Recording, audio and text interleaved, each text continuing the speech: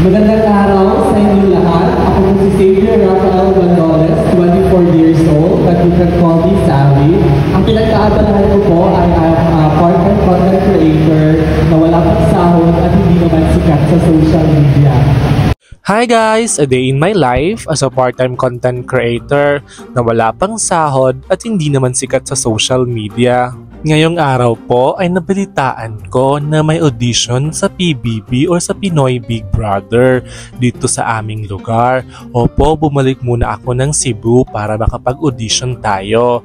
Pero sa totoo lang talaga, hindi na lang sana ako tutuloy kasi nahihiya ako.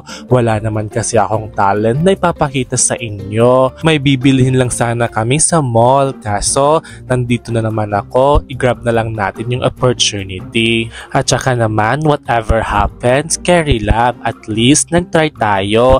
Kaysa naman, at the end of the day, marami kang what if. What if pala nag-audition ako? What if pala nakuha ako? What if pala ganito, ganyan? Diba? Nasa huli talaga yung pagsisisi.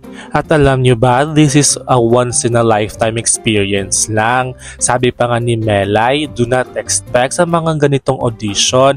Imagine, libo-libo kayong auditioning yung nandito, swertihan lang talaga yan. At pagkatapos natin mag-fill out ng form, magsasubmit na tayo at bibigyan tayo ng iconic number ng PBB. Dito pa lang talaga nakaka-satisfied na kasi dati nakikita ko lang talaga to sa TV. Tapos ngayon, ako na yung nandito, trying my luck kung papalarin. At alam nyo ba, hindi naman talaga ako nag-i-expect ng kahit ano. Sa dami naming nag-audition, makukuha pa ba ako? Kaya, nag-enjoy na lang talaga ako all throughout the audition at may mga nakakilala ako dito at naging kaibigan ko.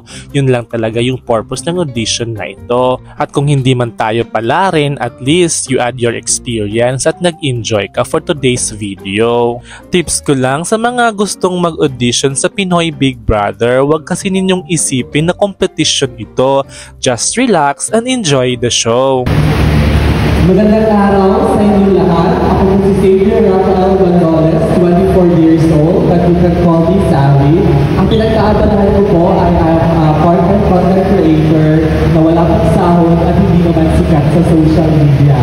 At isang bagay na pinaka-interesting ay nag-focus sa hirap at isang mga tao na nananarap lamang po at through my determination, wala pang imposible na makamit yung pangarap ko sa buhay. At saka po, nag-focus sa aking lola at lolo at wala po ako kulay ng mga magulang. Kaya po ako sumali dito kasi nanangarap din ako na someday I can use this platform na makilala ko yung kulay ng magulang at masuportahan ko yung lola ko na may sakit ngayon.